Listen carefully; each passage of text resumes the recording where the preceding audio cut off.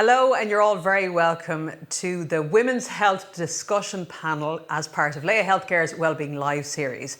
My name is Síle Seoige, and today we're going to be focusing on all things menopause, and also we'll be talking about cancer prevention and awareness. And joining me now are GP Roisin O'Loughlin and the CEO and founder of the Menopause Hub Loreta Dignam. You're both very welcome. Thank you for being with us here today. Roisin, I'm going to start with you.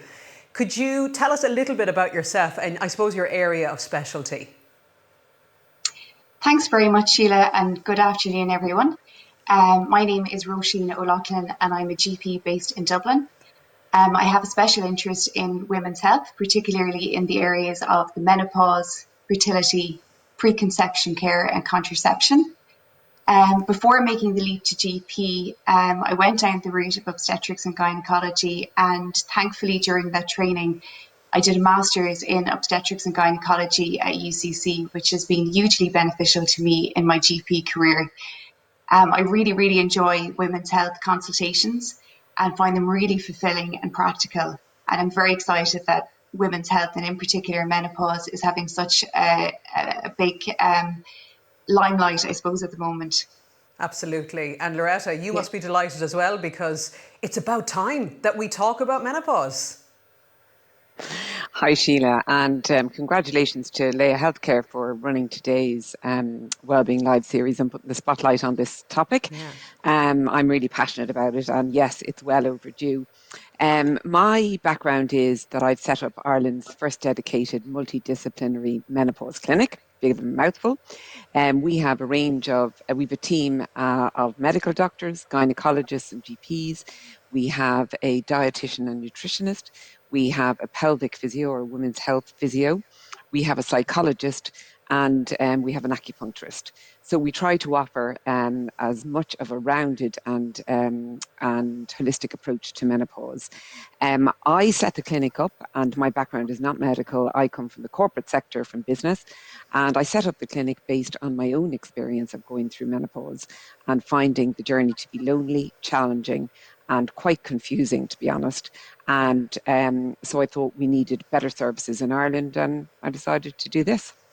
Good The on other you. thing I do is I'm an advocate for menopause, and I've tried to get it out there, but I also do training and help companies develop menopause friendly workplaces. Okay, great. And we're going to get into that a little bit later because that really is important, that we empower employers and as a staff member that you feel seen and valued, whatever you're going through. So, Roisin, first up, let's break it down and let's talk menopause. What is it? What are the main signs and symptoms? Now, I know we could speak probably for about 5 hours on that question alone because it's so huge. But if you can distill it down, what exactly is it? So I guess the menopause itself is the cessation of periods, or it's when your periods stop. And often the terms menopause and perimenopause are used interchangeably. So perimenopause is the transition to the menopause, and that can happen for a good few years before the actual menopause happens. There is quite a lot of perimenopausal symptoms, unfortunately, and I tend to break them down into 6 big areas. So the first group of symptoms, we call them vasomotor symptoms, and these are the most common. And these include hot flushes and night sweats. And hot flushes and night sweats, they tend to occur in 75% of perimenopausal or menopausal women, and they can be quite problematic in 25% of women. The next group of symptoms that I look at is psychological or cognitive symptoms. So a lot of women will experience altered mood, sleep disturbance, maybe lower self-confidence, brain fog. We hear that very commonly. The next group of symptoms would be sexual. So they might find that their libido is lowered, and in combination with genitourinary symptoms, where due to estrogen deficiency, they have vaginal atrophy, they may experience dryness, symptoms that mimic urinary tract infections. So these can be really problematic as well. We also have general symptoms, and there's quite a variety in this as well. So they range from headaches to skin problems such as dry skin, acne, muscular aches and pains, So they can be so varied and often quite confusing when they present to a GP with these particular symptoms.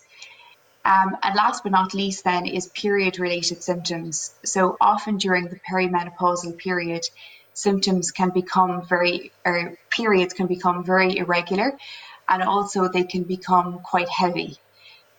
So these would be the kind of 6 main kind of groups of symptoms that women can experience during the perimenopause and menopausal period. And I suppose they're interchangeable. It's not a case of, your first sign is a night sweat or a hot flush. You might be suffering from more the emotional anxiety or just not feeling right, the brain fog perhaps. So I suppose every single woman is very different. This is what I'm learning. I mean, I'm a woman of 42 and I feel like I have learned a lot over the past number of months listening to wonderful people like yourselves who are empowering us women to, I suppose, recognise the symptoms. And I feel a little bit less scared now that I know in advance. And I think when you say that, that can sound a bit terrifying, I would imagine, for some women. But once you get a handle, I would imagine once you get a handle on the signs or the symptoms and you can treat the symptoms, most importantly, Loretta, it gets a little bit less scary. Would I be right in thinking that? Yeah, I mean, when I was going through perimenopause, I'd never heard of the word, so I didn't recognize any of the symptoms. Yeah. I went for brain scans. I went for, I had UTIs, I had pains in my ankles, dizziness. I had sort of incontinence when I laughed or sneezed. I had to get up to go to the loo in the night. Just all of these, fatigue. Oh my goodness, the fatigue. I described myself as a slow puncture. Um, then when I hit a month before I turned 50, I had my last period. I didn't know it was my last period, obviously, but Sure. 12 months later, I knew it was my last period. And then the hot flushes started. And the only 2 things I knew about menopause were hot flushes and no periods. So, I'm menopausal. And I was, as I said, just turning 50. So I would have thought that I was way too young for menopause. Clearly not, because the average age is 51 and the average age of perimenopause is 45. And I think when you look at all the symptoms, they're up to about 40 different symptoms, and 80% of women will suffer symptoms. 45% will be moderate to severe. 25% will be severe. And when we say severe, we mean debilitating. And 10% will actually consider giving up work or will give up work because the symptoms are so bad. And I think the thing that surprised me, because most of my symptoms were on the physical and genitourinary ones, and I didn't really have as many of the psychological, cognitive ones. And what's really surprised me since we started seeing women in our clinic is the amount of women who suffer with anxiety, insomnia, and with mood issues and anger and so on, and depression. And that came as a surprise and a shock to me. And so a lot of women think, because nobody talks about menopause, they think that they're going mad, sadly. And they're really worried about it, or they're getting Alzheimer's or dementia. So, yeah, it's really, really can be a scary time. But if you look at the symptoms in the round and join the dots, or have the dots joined for you, because there are up to 40 symptoms, a picture will start to emerge. And it's great that, Roisin, the likes of you, if I was a patient coming in to see you with perimenopausal symptoms, you'd be able to spot it straight away. You would know that if I was, say, thinking I was feeling down, that I was a bit depressed, that perhaps it wasn't actually depression, that it may actually be perimenopause or menopause. And I think the more that everybody is empowered, the more, I suppose, the likes of yourselves can help women who are going through it as well. So education seems key. It does seem like, as you spoke about, Loretta, you didn't know it yourself when you were going through it. Whereas now I feel like this conversation today is a really important one. All the conversations that are being had around menopause are vital right now because information is power. Am I right in thinking that, Roisin? That's it, absolutely. So knowledge is power, and definitely I think the emphasis at the moment is on women becoming more proactive really about their perimenopausal health rather than reactive. And it's important to take the perimenopause as an opportunity to optimize your health going forward and into the postmenopausal years, and to kind of future proof and fend off diseases that we see quite commonly in postmenopausal years, such as cardiovascular disease, osteoporosis, or Alzheimer's.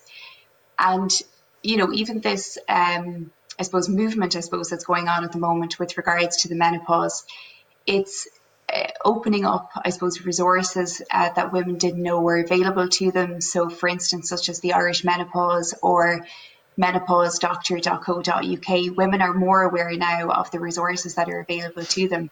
And I've even seen myself in the last couple of weeks, women are coming in to talk specifically about the menopause, which they never would have done before. They might kind of broach you maybe at the tail end of a consultation about something else. So it's really great that we're seeing this happening over the last couple of weeks.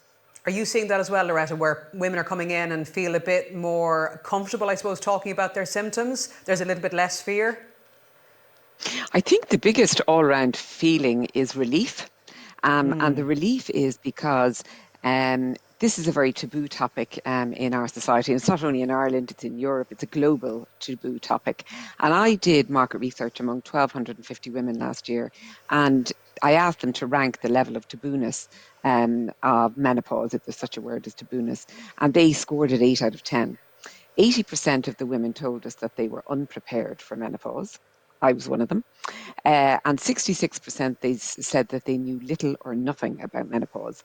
And if I take hot flushes and no periods, that's all I knew. So I would have been in that 66%. And I would consider myself to be reasonably educated, reasonably intelligent. And yet I had no clue. And I think because we don't talk about it, women then feel that they're the only one feeling these things. They don't know what they are. And therefore, it's very difficult to ask for help for something you don't know what it is.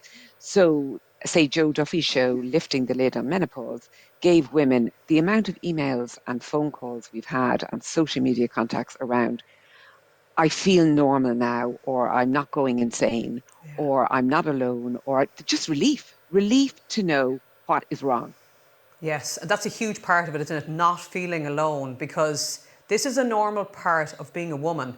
Every single one of us will go through it. If we live to the menopausal ages, we will go through it, and whether we breathe through it without any symptoms or whether we feel completely debilitated, as some of the women that you mentioned earlier do, it is an inevitable part of life. So we need to empower ourselves going forward. So there is no cure for menopause, unfortunately, but there are options available to treat the symptoms. So can we talk about some of the options available, Roisin? Absolutely. So I guess like most diseases or life transitions that we go through, I think lifestyle measures is always first line for me. And I kind of have a little non-negotiable toolkit that I talk about. So like the big things for me would be diet, and a Mediterranean diet is really, really important in the perimenopause and postmenopausal phase. Exercise, so important. So whether it be walking, yoga, whatever it is that you enjoy doing, it is really, really important to engage in exercise at least 5 times a week. Um, Reducing your consumption of alcohol, stopping smoking, really, really important as well. If you're having genitourinary issues or pelvic issues, engaging with a women's health physio would be very, very beneficial. Sleep is really important, and I suppose to function normally every day, sleep is crucial. So sleep hygiene measures, keeping an eye on your sleep and how that is really, really important as well. Um, there is other treatment options that are available. So I guess there's lots of herbal remedies that are available. And I guess the evidence around these is controversial. And I think it really is an individualistic approach to these type of treatments. Some of the treatment options that would be available would be things like black cohosh, sage, ginseng, maca. People will find these beneficial kind of on an individual basis. And then ultimately, I suppose, the big treatment option that is available would be hormone replacement therapy, or HRT, which I guess will treat all of the symptoms associated with the menopause. And it's really worth linking in with your GP or a menopause specialist to talk about this, if that is an option that you're looking to go down. The recent documentary that Davina McCall did on Channel 4 about menopause was, I mean, wonderful to see. Fantastic that finally a documentary on the topic is being made. And she discussed HRT, and I suppose the reluctance that women had to actually use it because of the fear surrounding the links back in the day that were there with breast cancer that have proven now to not even be an issue, but unfortunately that lodged in women's minds. Do you find that they're less fearful, or is the residue still being felt when you see women in your practice? Yeah, I think women are less fearful, and they're definitely more open to the discussion around HRT. Once you explain to them I suppose the risks and the contraindications associated with HRT, and they realise they're actually a very good candidate to proceed with HRT, they're happy.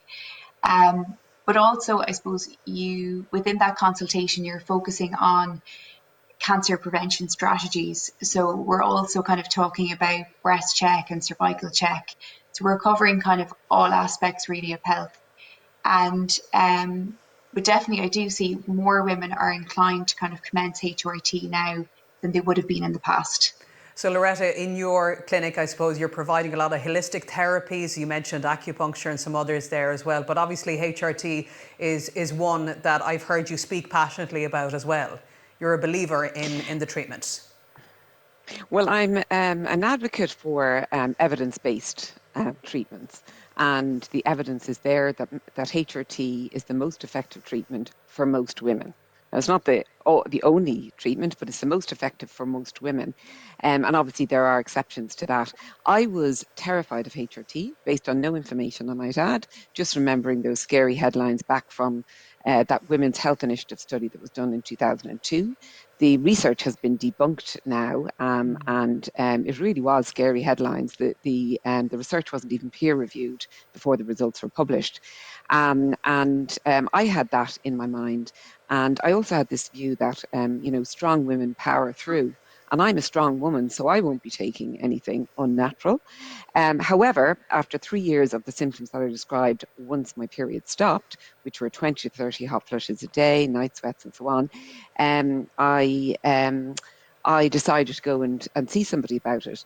And to be honest, what I know now versus what I knew then is dramatically different.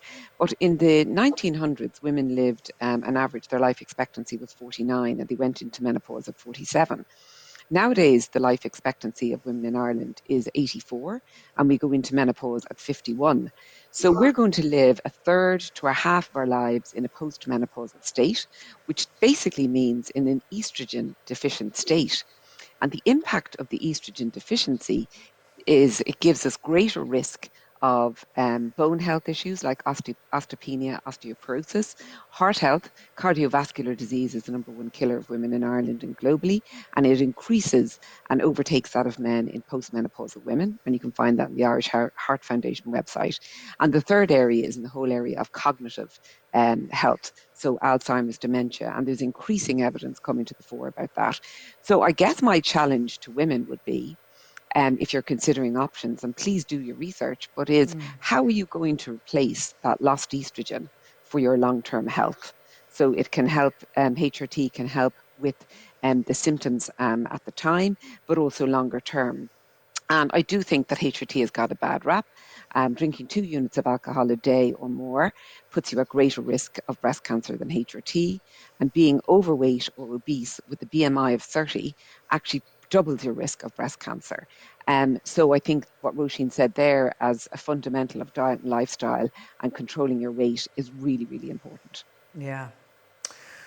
So let's talk about the workplace. And I suppose it's a changing landscape. As you said, we're living longer, we're working longer, thankfully, but we're still going through these hormonal phases of our lives, and they are important to be honoured and acknowledged. And I suppose that employers are empowered. And you have a lot of experience in this area, Loretta, working with organisations to create, I suppose, a more menopause friendly workplace, which is wonderful. How important is this work, do you think?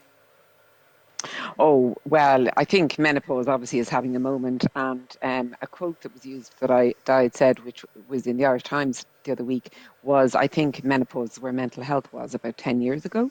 And I firmly believe that.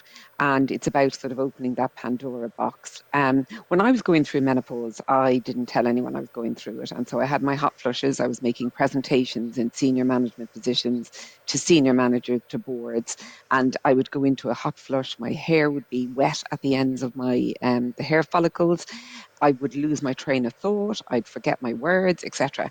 And I really lost a lot of confidence through that. And so I was terrified to tell anyone I was going through menopause. Stigma, shame, embarrassment. Didn't want to embarrass them either. And also, I didn't want people to know my age. And the reality is, they probably knew my age, give or take 5 years anyway. But I was embarrassed. I've changed my position, obviously, dramatically on that, because for three reasons we need to talk about menopause in the workplace. One is it's a health and safety issue and a well-being issue. Secondly, it can be a performance issue for some women.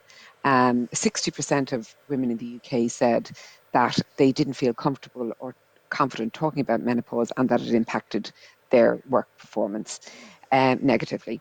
And the third area then is about attracting talent and retaining talent. And women around the 45, 50, 55, 60 age group have a lot of experience behind them, be it life experience and work experience, and have a lot to offer. And a lot of women might be reaching the peak of their career. And so, therefore, I think it's really important to bring this into the workplace and find ways to support women. I sense that you support every word that Loretta has been saying there, Roisin. Absolutely, yeah. And I do think employers are definitely a lot more mindful now of women's health issues, particularly menopause, fertility. We're even seeing changes now in women being allowed to take time off work when they're going through miscarriage or fertility treatment. So there really is a huge emphasis on it at the moment.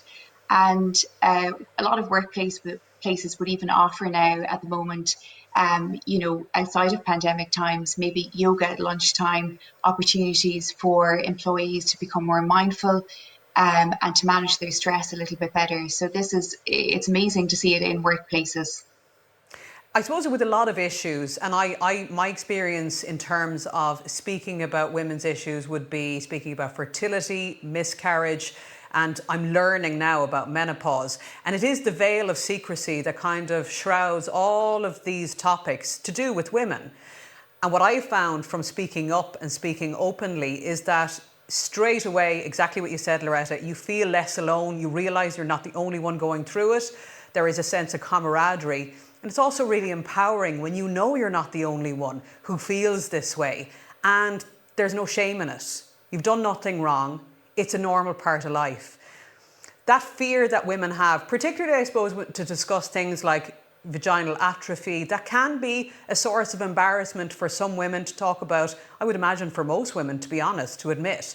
What would you say to them? What advice as a GP would you give to women listening now to, I suppose, give them a bit more confidence when they go in to talk to their GP? Because some might not feel comfortable to discuss certain symptoms that they have. Absolutely. Well, I guess, look, the menopause, it's an inevitable life process for a woman. And all women will experience different symptoms. So no two women will go through the same menopause. But it's really, really important that they would take the time out maybe to book in for a menopause specific consultation where we could talk through all of the issues. And as GPs, we're well used to hearing about lots of different body parts and lots of different embarrassing situations. So this is nothing to us really, to open up about these topics. And I would really kind of suggest coming in, taking the time out to talk about this, and specifically to talk about the menopause as a solo kind of complaint or problem that they're dealing with.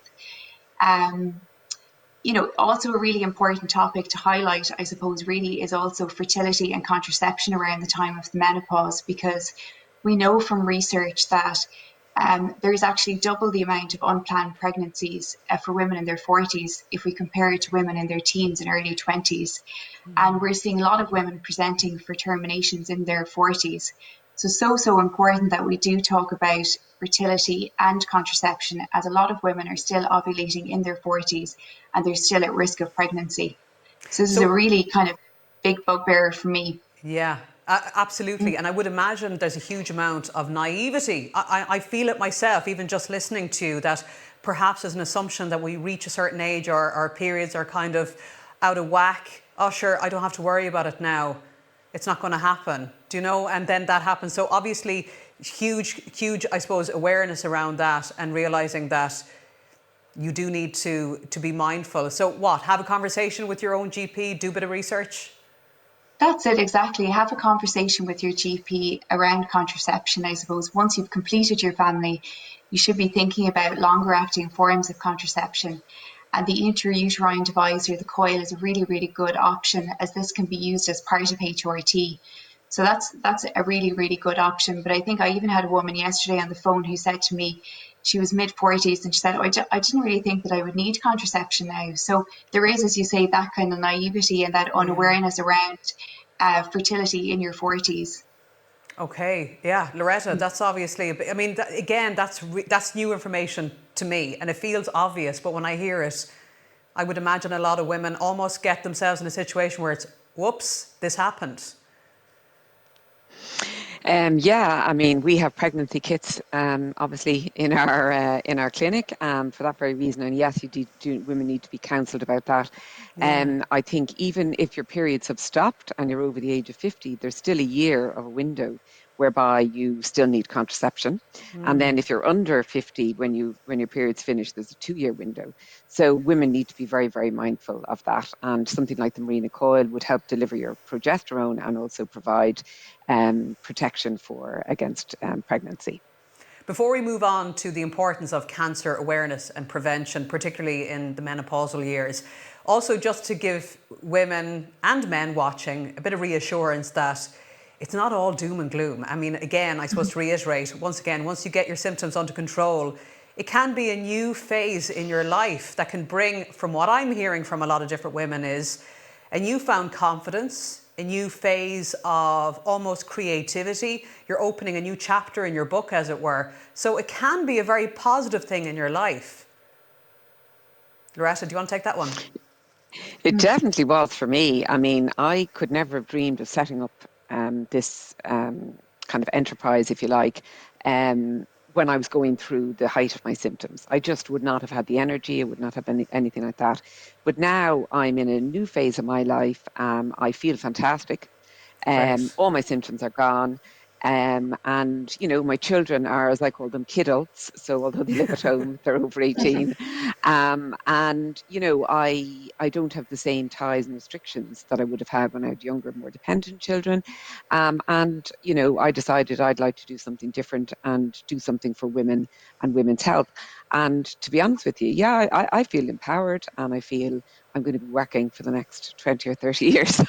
Good on you. I hope. Absolutely. Of course. Of course. So, Roisin, let's talk now about cancer awareness and prevention. You've already touched on it, but it is something, again, I suppose, regardless of what age we're at, it's important to keep on top of our overall health. And if you're concerned about anything, to get it checked. But particularly for women who are in menopause, cancer screening is vital. Absolutely. And we're lucky in Ireland that we have quite a number of cancer screening programs. So first of all, we have breast check, which is from the age of 50 to 69, and that's every 2 years. We have our cervical cancer screening program, which is from the age of 25 to 65, and from the age of 30, it's every 5 years with a normal smear. We also now have bowel screen. And I'd also advise women, especially kind of around the perimenopausal or postmenopausal period, just to be mindful as well of ovarian cancer. I suppose it often can present with quite vague symptoms. And if there is a positive family history of ovarian cancer, or if you're experiencing any symptoms such as abdominal bloating or a change in bowel habit, that you would attend your GP for a consultation or a discussion around this. Skin health surveillance is so important as well. As we get older, the amount of elastin and collagen in our skin is reducing, so our skin becomes drier. It becomes more prone to sun damage. So it's so important to be sun smart, to wear your SPF, and to be mindful of any molds. And if you have any concerns, to attend your GP or a dermatologist to have those molds checked. I'm sure, I'm just imagining that women might be watching today going, I wish Roisin was my GP. She's brilliant. I could just tell her everything. And if somebody is watching and they're concerned that maybe their own GP is not the person they feel comfortable talking to about menopause, how do you feel about people almost searching for somebody as you are, somebody with a particular interest in women's health? Is that advisable, or where do you stand on that? Yeah, absolutely. I mean, when you attend about the menopause, I suppose you want to get as much out of the consultation as possible, to feel that you're being listened to get as good advice as possible. And there is quite a number of GPs who have a special interest in women's health and the menopause. And absolutely, there is menopause dedicated clinics like Loretta's, which is excellent, that are available to women now that weren't around a number of years ago. So I think if your own GP is unable to help you, or you feel maybe not comfortable to attend your own GP, then I would definitely suggest, seeking out a GP with a special interest in women's health, or attending a menopause dedicated clinic. Okay, wonderful. Before we wrap it Mhm. up, I suppose last words of advice for those watching or anyone who's concerned either they haven't hit the menopause yet or they're wondering if how they're feeling is actually perimenopausal. What advice would you have across the board for those watching us today, Loretta? Well, my first thing is that I would say, please don't feel alone. And please don't suffer in silence, because you're not alone and you don't need to suffer in silence. And there are treatments, there is help available. And I think we owe it to ourselves to educate ourselves. And even attending something like today is a huge educational piece. And I think the key thing is that it's an opportunity at this point in our lives to get ourselves ready for the next phase of our life so that we can live the best lives that are possible. And we want to do that in the best health as possible. So I think it's an opportunity as well for kind of a midlife MOT. So that's my advice to women. But please, if in doubt, check it out. Brilliant. Thank you, Loretta. And you as well, Roisin, please. Yeah, I guess my take home message would be for women to be, I guess, more proactive about their perimenopausal health rather than reactive. So finding themselves in that situation and not being armed with all the information can be really difficult. And the second thing, I suppose, is to have a positive mindset about the perimenopause and postmenopausal years, because as we talked about, it is a time where you're maybe at the pinnacle of your career, you might be financially stable, your kids are all grown up, and you have that time back to yourself again. So it's really important that you embrace it and you celebrate it, and enjoy the second spring, as they say. And it's not all doom and gloom. Exactly. Now, today we've Yeah. only focused on natural menopause. Of course, if we went into early onset menopause and all the different variations, it would be a far deeper conversation. But thank you. I found this hugely empowering, massively educational. And also, I think you've taken a lot of the fear out of it for those watching, for me as well, because inevitably, it's the next phase in my life. And now I feel a little less scared about it and probably a bit better at recognizing the symptoms when inevitably they happen. So thank you both so much for being with us today. And thank you all for joining us as well for this event. By the way, if you want to hear more about menopause, Carl Henry has a podcast on the very topic with Dr. Deirdre Lundy, if you want to check that out. And for more events here as part of the Wellbeing Live series, simply go to the website leahealthcare.ie/wellbeing live.